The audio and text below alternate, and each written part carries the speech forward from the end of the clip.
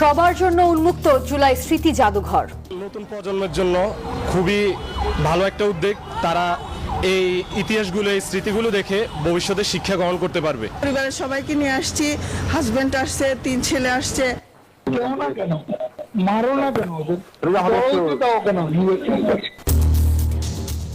আন্দোলনকারীদের মারতে নির্দেশ দেন ওবায়দুল কাদের, ট্রাইব্যুনালে ফোন রেকর্ড দাখিল। তারই সাবঅর্ডিনেট একজন ছাত্রলীগের সভাপতিকে উনি নির্দেশ দিচ্ছেন যে পিটাও না কেন ওদের, মারো না কেন। দেশের 23তম রাষ্ট্রপতি নির্বাচনের তফসিল ঘোষণা, ভোট গ্রহণ 20 আগস্ট, প্রার্থী দিচ্ছে না বিরোধী দল। ভোট গ্রহণের তারিখ ও সময় হচ্ছে 20 আগস্ট বৃহস্পতিবার অপরাহ্ন 2টা থেকে বিকাল 5টা পর্যন্ত। ঢাকার চারপাশে নদী দূষণ রোধে কর্মপরিকল্পনার নির্দেশ, ফ্যামিলি কার্ডের দ্বিতীয় ধাপ উদ্বোধন 16 আগস্ট। বিএনপি নেতা ইলিয়াস আলী গুমের রহস্যের নতুন মোড়, আলাদা মামলা হিসেবে মাঠে ট্রাইব্যুনালের তদন্ত সংস্থা। বিভিন্ন দাবি আদায়ে রাজপথে নামছে 11 দল, সেপ্টেম্বর ও অক্টোবরে লং মার্চ ও মহাসমাবেশ কর্মসূচির ঘোষণা। রাজধানী সহ সারা দেশে কেটে যাচ্ছে সিএনজির সংকট, 2-1 দিনের মধ্যেই সরবরাহ স্বাভাবিক হওয়ার আশা। এবং অস্ট্রেলিয়ায় প্রস্তুতি ম্যাচে মিরাজের অপরাজিত সেঞ্চুরি, প্রথম দিন শেষে 212 রানে পিছিয়ে অজি একাদশ। এবারে পুরো খবর। জুলাই আন্দোলনকারীদের মারতে নিষিদ্ধ ছাত্রলীগের সভাপতিকে সরাসরি নির্দেশ দেন ওবায়দুল কাদের। যুক্তিতর্ক উপস্থাপনের দ্বিতীয় দিনে সেই ফোনালাপের রেকর্ড দাখিল করা হলো। ট্রাইব্যুনালের প্রসিকিউটর বলেন, শিক্ষার্থীদের উপর হামলা করে আন্দোলন ভিন্ন খাতে নেয়ার চেষ্টা হয়েছিল।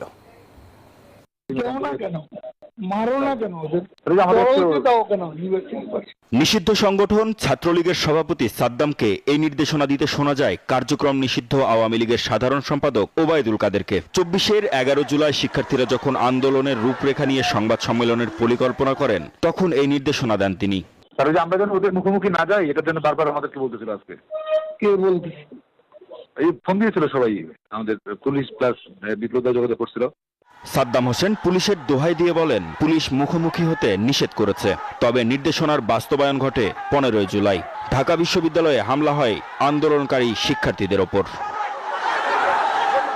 সেই ঘটনায় দায়ের হওয়া মানবতা বিরোধী অপরাধের মামলায় যুক্তিতর্ক উপস্থাপনের দ্বিতীয় দিন এই ফোন রেকর্ড উপস্থাপন করা হয় ট্রাইব্যুনালে। যে being a secretary of the political party, তারই সাবঅর্ডিনেট একজন ছাত্রলীগের সভাপতিকে উনি নির্দেশ দিচ্ছেন যে পিটাও না কেন ওদের, মারো না কেন, বাড়তে দাও কেন। এই 3টি শব্দের মাধ্যমে এইটি আন্তর্জাতিক অপরাধ ট্রাইব্যুনাল আইনের আমরা বলি ইনসাইটমেন্ট, উস্কানি দেওয়া। প্রসিকিউশন জানায়, শিক্ষার্থীদের ওপর নির্যাতন করে আন্দোলন ভিন্ন খাতে নেয়ার চেষ্টা হয়েছিল। যে জুলাই গণঅভ্যুত্থানে Awami League as political organisation সাংগঠনিক সিদ্ধান্ত নিয়ে ছাত্র জনতার উপরে হামলা করেছিল, তাদেরকে আহত করেছে এবং হত্যা করেছে।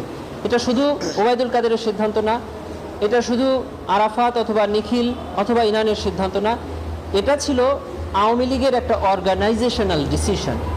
মামলাটিতে অন্য আসামিরা হলেন আফওয়ামা বাহাউদ্দিন নাসিম, মোহাম্মদ আলী আরাফাত, শেখ ফজলে শামস পরশ, মাইনুল হোসেন খান নিখিল, সাদ্দাম হোসেন ও ওয়ালি আসিফ ইনান। আসামিরা সবাই পলাতক। মাহমুদ হাসান, নিউজ 24, ঢাকা। রাষ্ট্রপতি নির্বাচনের তফসিল ঘোষণা করল নির্বাচন কমিশন, আর ভোট গ্রহণ 20 আগস্ট। 13 আগস্ট মনোনয়নপত্র জমা, 16 আগস্ট যাচাই বাছাই, আর প্রত্যাহারের শেষ দিন 18 আগস্ট। দুপুরে সিইসি সভাপতিত্বে নির্বাচন কমিশনের বৈঠকে এই তফসিল চূড়ান্ত করা হয়। অসুস্থতার কারণ দেখিয়ে গত 24 জুলাই পদত্যাগ করেন রাষ্ট্রপতি মোহাম্মদ শাহাবুদ্দিন। ভারপ্রাপ্ত রাষ্ট্রপতির দায়িত্ব নেন জাতীয় সংসদের স্পিকার হাফিজউদ্দিন আহমদ। এবার দেশের 23তম রাষ্ট্রপতি নির্বাচনের পালা। এলো নির্বাচনের তফসিল। সূচি অনুযায়ী ভোট গ্রহণ 20 আগস্ট, 13 আগস্ট মনোনয়নপত্র জমা, 16 আগস্ট যাচাই বাছাই, আর প্রত্যাহারের শেষ দিন 18 আগস্ট। সিইসি এএমএম নাসির উদ্দিনের সভাপতিত্বে নির্বাচন কমিশনের বৈঠকে এই তফসিল চূড়ান্ত করা হয়। মনোনয়নপত্র দাখিলের সময় হচ্ছে, তারিখ হচ্ছে 13 আগস্ট সকাল 10টা থেকে 4টা পর্যন্ত। মনোনয়নপত্র পরীক্ষার তারিখ হচ্ছে 16 আগস্ট 2026 রোববার। প্রার্থিতা প্রত্যাহারের শেষ তারিখ হচ্ছে 18 অগস্ট মঙ্গলবার। আর ভোট গ্রহণের তারিখ ও সময় হচ্ছে 20 অগস্ট বৃহস্পতিবার অপরাহ্ন 2টা থেকে বিকাল 5টা পর্যন্ত। সংসদ সদস্যদের ভোটে নির্বাচিত হবেন নতুন রাষ্ট্রপতি। ইতিমধ্যে ভোটার তালিকা হাতে পেয়েছে নির্বাচন কমিশন। প্রার্থী একাধিক হলে সংসদের অধিবেশন কক্ষে অনুষ্ঠিত হবে ভোট, আর প্রার্থী একজন হলে বিনা প্রতিদ্বন্দ্বিতায় নির্বাচিত হবেন তিনি। মাইদুল ইসলাম, নিউজ 24, ঢাকা। ঢাকার চারপাশে নদী দূষণ রোধে সমন্বিত কর্মপরিকল্পনার নির্দেশনা দিয়েছেন প্রধানমন্ত্রী তারেক রহমান। সকালে সচিবালয়ে এক বৈঠকে তিনি এই নির্দেশনা দেন। আর পরিবেশ সুরক্ষায় নানান উদ্যোগ নেয়ার তাগিদও দেন সরকার প্রধান। এদিকে সমাজ কল্যাণ মন্ত্রী জানিয়েছেন আগামী 16 আগস্ট ফ্যামিলি কার্ডের দ্বিতীয় পর্যায়ে উদ্বোধন করবেন প্রধানমন্ত্রী। সচিবালয়ে মন্ত্রিপরিষদ বিভাগে প্রধানমন্ত্রী তারেক রহমানের সভাপতিত্বে বৈঠক। বিস্তারিত আলোচনা হয় বুড়িগঙ্গা, তুরাগ, বালু, শীতলক্ষা এবং রাজধানী সংলগ্ন অন্যান্য নদীর বর্তমান অবস্থা নিয়ে। আজকে একটা কর্ম পরিকল্পনা তৈরি করার জন্য তিনি নির্দেশ দিয়েছেন। এখানে আমাদের বিভিন্ন মন্ত্রণালয়গুলো এবং আমাদের বাংলাদেশ নেভি এবং সিটি কর্পোরেশন সহ যে সমস্ত সংস্থাগুলো আছে সবাইকে সমন্বিত করে একটা কর্মপরিকল্পনা গ্রহণ করা, যাতে অতি দ্রুত নদীকে রক্ষা করা যায়, পরিবেশকে বাঁচানো যায়। এই ব্যাপারে কি করা যায় সে ব্যাপারে তিনি নির্দেশ দিয়েছেন। আগামী 1 মাসের মধ্যে এই ব্যাপারে কার্যকর ভূমিকা গ্রহণ করতে হবে। নদী ও খালপার রক্ষায় বিন্যা ঘাসের ব্যবহার নিয়েও একটি সভা হয়। পার রক্ষায় টেকসই সমাধান হতে পারে এই ঘাস। বিষয়টি প্রধানমন্ত্রীর সামনে তুলে ধরেন সংশ্লিষ্টরা। এদিকে ফ্যামিলি কার্ড সংক্রান্ত কমিটির সভা হয় সচিবালয়ে। পরে সমাজ কল্যাণ মন্ত্রী জানান 16 আগস্ট কিশোরগঞ্জের লতিফাবাদে ফ্যামিলি কার্ড দেওয়ার দ্বিতীয় পর্যায়ে উদ্বোধন করবেন প্রধানমন্ত্রী। এবং আমরা খুবই আশাবাদী by the end of the October সারা দেশব্যাপী, সারা দেশের প্রতিটি উপজেলায়, প্রতিটি ইউনিয়নে এটা পর্যায়ক্রমে বাস্তবায়ন করা। এদিন প্রধানমন্ত্রীর সঙ্গে সাক্ষাৎ করেন জাতীয় প্রাথমিক শিক্ষা পদক 2026 প্রতিযোগিতায় দেশের গানে প্রথম এবং নজরুল সঙ্গীতের 3য় স্থান অধিকারী অনুশ্রী রায়। প্রধানমন্ত্রী তাকে একটি হারমোনিয়াম উপহার দেন। আজকে ওনার সঙ্গে যে কথা বলতে পেরেছি, মানে ওনার যে কথা শুনতে পেরেছি, এটাই আমার কাছে অনেক বড়। এছাড়া প্রধানমন্ত্রীর সাথে দেখা করেছেন তাবিউল ইসলাম রাকিব নামের এক নিরাপত্তা কর্মী, যিনি সামাজিক যোগাযোগ মাধ্যমে প্রধানমন্ত্রীর সঙ্গে সাক্ষাতের আকুতি জানিয়েছিলেন। সাইফুল ইসলাম, নিউজ 24, ঢাকা। বিএনপি নেতা ইলিয়াস আলী গুমের ঘটনা আলাদা মামলা হিসেবে নিয়ে মাঠে নেমেছে ট্রাইব্যুনালের তদন্ত সংস্থা। রবিবার এই মামলায় গ্রেপ্তার দেখানো হবে বিমান বাহিনীর উইং কমান্ডার সাইফুর রহমানকে। এছাড়া গুমের সাথে সংশ্লিষ্টতা মিলেছে ডিজিএফআই এর সাবেক মহাপরিচালক শেখ মামুন খালেদের। তাছাড়া অন্যান্য আসামিদের মধ্যে থাকতে পারেন শেখ হাসিনা, তারিক সিদ্দিকী, জিয়াউল আহসান সহ আরও কয়েকজন। এ নিয়ে বিস্তারিত থাকছে মাহমুদ হাসানের প্রতিবেদনে। 2012 সালের 17 এপ্রিল গভীর রাত বনানী থেকে হঠাৎই নিখোঁজ হন বিএনপির তৎকালীন সাংগঠনিক সম্পাদক এম ইলিয়াস আলী ও তার ব্যক্তিগত গাড়ি চালক আনসার আলী। আজও মেলেনি তাদের কোনো খোঁজ। রহস্যের এবার নতুন মোড়। আন্তর্জাতিক অপরাধ ট্রাইব্যুনালের তদন্তে উঠে এসেছে নতুন তথ্য। সাক্ষ্য দিয়েছেন সাবেক সেনাবাহিনীর ওয়ারেন্ট অফিসার ইমরুল কায়েস। তার বক্তব্যেই সামনে এসেছে বহুদিনের চাপা থাকা কিছু অভিযোগ। তার দাবি, ইলিয়াস আলী নিখোঁজ হওয়ার আগে মহাখালী এলাকায় একটি অভিযানে জিয়াউল আহসান, মেজর নওশাদ ও স্কোয়াড্রন লিডার সাইফের সঙ্গে তিনি ছিলেন। সেই চেষ্টা ব্যর্থ হলেও পরে ইলিয়াস আলী নিখোঁজ হওয়ার পর র্যাবের অস্ত্রাগারের রেজিস্টার ও সিসিটিভির ফুটেজ নষ্ট করা হয় বলেও তিনি সাক্ষ্যে উল্লেখ করেন। সাক্ষ্যে আরও দাবি করা হয়, এক ফোন আলাপে জিয়াউল আহসান তৎকালীন প্রধানমন্ত্রীর প্রতিরক্ষা উপদেষ্টা তারিক আহমেদ সিদ্দিকীকে বলেন তাদের নির্দেশেই ইলিয়াসকে গল্ফ করা হয়েছে। প্রসিকিউশনের ভাষ্য, গল্ফ ছিল গুম করে হত্যা বোঝাতে ব্যবহৃত একটি সাংকেতিক শব্দ। জিয়াউল আহসানের কেসের মধ্যে যে অভিযোগ, সামগ্রিক যে আপনার যে সিস্টেমেটিক যে অফেন্সটা, এই যে মানুষগুলোকে তুলে এনে যারা গুম করা হতো এবং এনফোর্সড ডিসঅ্যাপিয়ারেন্সের যে অভিযোগ, সেগুলো আমাদের ইলিয়াস আলীর কেসে এগুলো ইনভেস্টিগেশন রিপোর্টে এগুলোও থাকবে এবং পরবর্তী ইনভেস্টিগেশনটা আমরা আপনাদেরকে অবহিত করতে পারব। এই সাক্ষ্যের ভিত্তিতে বিমান বাহিনীর উইং কমান্ডার সাইফুর রহমানকে মামলায় গ্রেপ্তার দেখানোর উদ্যোগ নেওয়া হয়েছে। দেওয়া হবে আলাদা অভিযোগপত্র। তদন্তে শেখ হাসিনা, তারিক আহমেদ সিদ্দিকী, জিয়াউল আহসান সহ আরও কয়েকজনের সম্ভাব্য সম্পৃক্ততা খতিয়ে দেখা হচ্ছে। ইতিমধ্যে তার সাথে সংশ্লিষ্টতার অভিযোগে আমাদের উইং কমান্ডার সাইফ, যাকে ইতিমধ্যেই সেনা হেফাজতে নেওয়া হয়েছিল, তাকে গ্রেফতার করার জন্য আমরা আজকে আবেদন ফাইল করেছি। এই বিষয়ে আশা করি রোববার আদেশ হবে। তদন্ত সংশ্লিষ্টদের দাবি, সাবেক ডিজিএফআই এর মহাপরিচালক লেফটেন্যান্ট জেনারেল শেখ মামুন খালেদের সম্ভাব্য সংশ্লিষ্টতার তথ্যও মিলেছে। তবে তদন্ত শেষ হওয়ার পরই চূড়ান্ত আসামির তালিকা নির্ধারণ করা হবে। মাহমুদ হাসান, নিউজ 24, ঢাকা। বাংলাদেশের সাথে কেমন সম্পর্ক চায় ভারত তা তাদেরকেই ঠিক করতে হবে বলেছেন পররাষ্ট্র প্রতিমন্ত্রী শামা ওবায়েদ। সন্ধ্যায় পররাষ্ট্র মন্ত্রণালয়ে সাংবাদিকদের এই কথা জানান তিনি। প্রতিমন্ত্রী বলেন, জুলাই যোদ্ধা ও দেশের মানুষকে আহত করে এমন বিষয়গুলোতে সংবেদনশীল হতে হবে ভারতকে। ভারতের অবস্থান পরিষ্কার করতে হবে যে বাংলাদেশের সাথে তাদের সম্পর্ক তারা কিরকম চায়। সাজাপ্রাপ্ত আসামি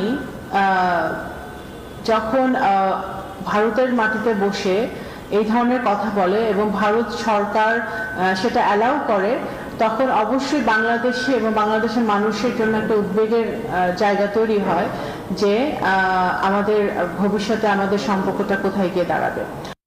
নরসিংদীর বেলাবো স্বাস্থ্য কমপ্লেক্সের সরকারি ডাক্তার, কিন্তু অফিস সময়ে রোগী দেখছিলেন পুরান ঢাকার একটি বেসরকারি ডায়াগনস্টিক সেন্টারে।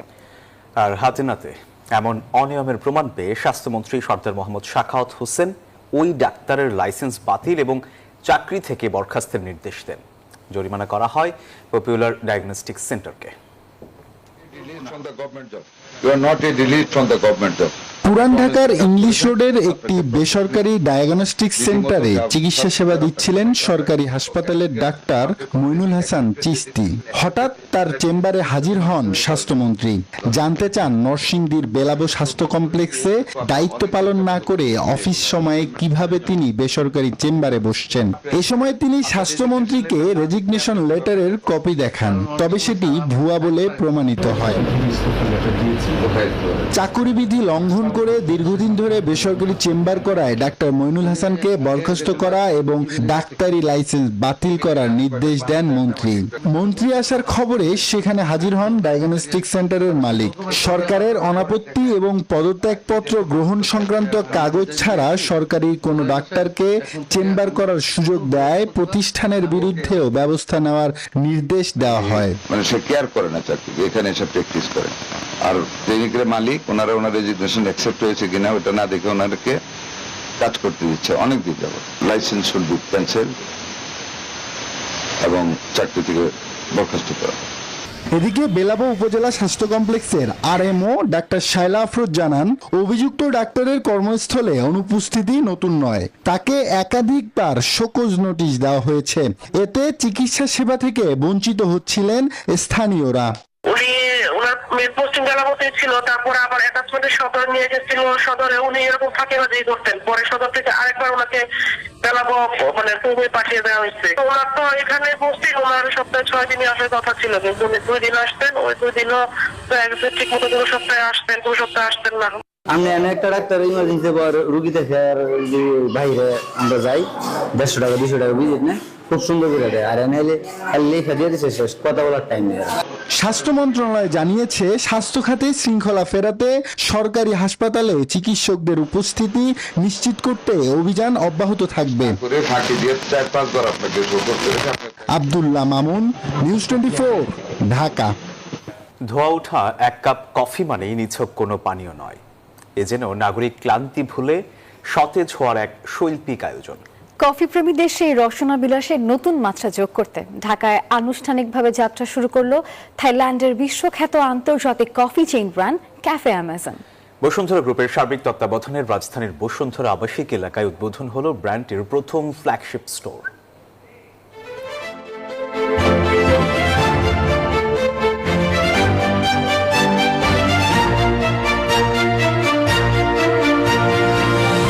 রোস্ট করা কফি বিনের মাতাল করা সুবাস আর বারিস্তার নিপুণ হাতের ছোঁয়ায় কাপের বুকে ফুটে ওঠা নান্দনিক শিল্পকলা।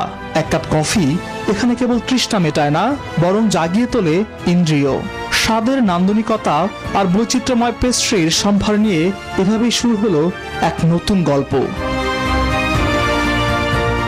থাইল্যান্ডের সীমানা পেরিয়ে সবুজ প্রকৃতির স্নিগ্ধ আবহ আর আন্তর্জাতিক মানের স্বাদ নিয়ে এবার ঢাকার বুকে ডানা মেলল বিশ্বখ্যাত coffee chain brand cafe Amazon. Bashundhara আবাসিক এলাকায় ক্যাফে অ্যামাজনের ফ্ল্যাগশিপ স্টোরে আনুষ্ঠানিক উদ্বোধনের মাধ্যমে এই আভিজাত্যের যাত্রা শুরু হয়। থাইল্যান্ডের পিটিটি ওয়ার এর সাথে অংশীদারিত্বের মাধ্যমে দেশের শীর্ষস্থানীয় ব্যবসায়িক প্রতিষ্ঠান বসুন্ধরা গ্রুপ এই বিশ্বমানের ক্যাফে চেইনটিকে দেশে নিয়ে এসেছে। ফ্ল্যাগশিপ স্টোরটির আনুষ্ঠানিক উদ্বোধন করেন ঢাকায় নিযুক্ত থাইল্যান্ডের রাষ্ট্রদূত থিতিফর্ন চিরাসাওয়াদি। It's not just only opening the cafe, but we are celebrating another meaningful bridge between Thailand and Bangladesh. I wish Cafe Amazon every success and prosperity in Bangladesh. মিলন মেলায় উপস্থিত ছিলেন আনভির বসুন্ধরা গ্রুপের চেয়ারম্যান সায়েম সুবহান আনভির, তানভীর বসুন্ধরা গ্রুপের ব্যবস্থাপনা পরিচালক আহমেদ ইব্রাহিম সোহান সহ পিটিটি সিয়ামের সংশ্লিষ্ট কর্মকর্তারা।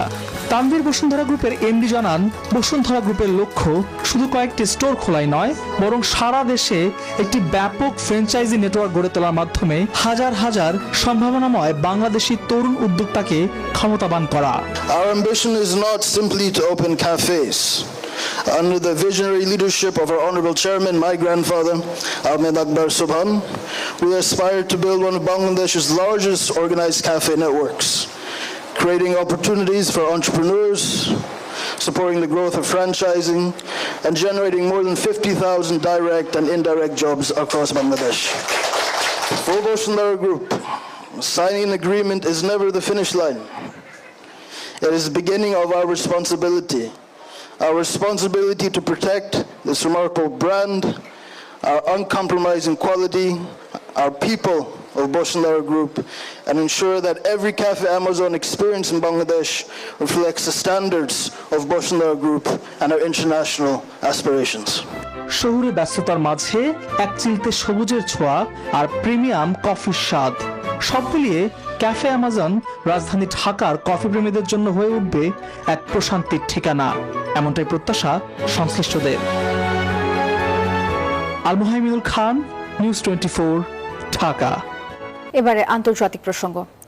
প্রতিবাদ বিক্ষোভে আবারও উত্তাল ভারত। এবারে নিয়োগ পরীক্ষায় জালিয়াতি ও অনিয়মের অভিযোগে 12 দিন ধরে ঝাড়খণ্ডের রাঁচিতে অবস্থান কর্মসূচি পালন করছেন শত শত চাকরি প্রার্থী। 10 আগস্ট লোকসভা ঘেরাও কর্মসূচির ডাক দিয়েছেন তারা। সিজেপি ও সমাজকর্মী সোনাম ওয়াংচুকও এই আন্দোলনে সমর্থন জানিয়েছেন। আর এই বিক্ষোভকেই কংগ্রেসের বিরুদ্ধে হাতিয়ার বানিয়েছে ক্ষমতাসীন বিজেপি। সরকারের মস্তক কাঁপানো দিল্লির ছাত্র জনতার আন্দোলনের রেশ কাটেনি। এর মধ্যেই ফের উত্তপ্ত দেশটির আরেক রাজ্য ঝাড়খণ্ড। টানা 12 দিনে গড়িয়েছে রাজধানী রাঁচির এই বিক্ষোভ। আন্দোলনকারীরা চাকরির নিয়োগ পরীক্ষায় প্রশ্ন ফাঁস ও অনিয়ম তদন্তের দাবিতে 5 দিন অনশন করেছেন। এমন পরিস্থিতিতে আন্দোলনকারীদের আলোচনার টেবিলে টানতে মরিয়া রাজ্য সরকার। অনিয়মের অভিযোগ খতিয়ে দেখতে তদন্ত কমিটি গঠনের কথা জানিয়েছেন মুখ্যমন্ত্রী হেমন্ত সোরেন সরকার। এদিকে যে কোনো আলোচনা গণমাধ্যমের সামনে চান আন্দোলনকারীরা। জানান, কেবল প্রতিশ্রুতির বাণী নয়, পূরণ করতে হবে দাবি। আন্দোলনের নেতা দেবেন্দ্রনাথ মাহাতো 10 আগস্ট লোকসভা ঘেরাও কর্মসূচির ডাক দেন। ঝাড়খণ্ডের এই আন্দোলনে সমর্থন জানিয়েছে ককরোচ জনতা পার্টি সিজেপি। এছাড়া তরুণদের গণবিক্ষোভ প্রধানমন্ত্রী নরেন্দ্র মোদীর সরকারকে দুর্বল করে দিয়েছে বলে মত সমাজকর্মী সোনাম ওয়াংচুকের। মানুষের মধ্যে সংবেদনশীলতা বেড়েছে। জনগণের, বিশেষ করে তরুণদের মাঝে আরো আত্মবিশ্বাস তৈরি হয়েছে যে তারা চাইলে পরিবর্তন আনতে পারে। তাদের মাথা নিচু করে বেঁচে থাকার দরকার নেই। এমন আবহে রাজ্যটিতে প্রভাব খোয়ানোর আশঙ্কায় কংগ্রেস। আন্দোলন প্রসঙ্গে নীরব থাকায় রাজ্যটিতে জোট সরকার গঠন করা কংগ্রেসকে তুলোধুনো করতে ছাড়ছে না বিজেপি। নীরব দাস, নিউজ 24। এবারে খেলা সংবাদ। দর্শক, এই ছিল নিউজ 24 সংবাদের এখনকার আয়োজনে। এতক্ষণ সাথে থাকার জন্য ধন্যবাদ সবাইকে।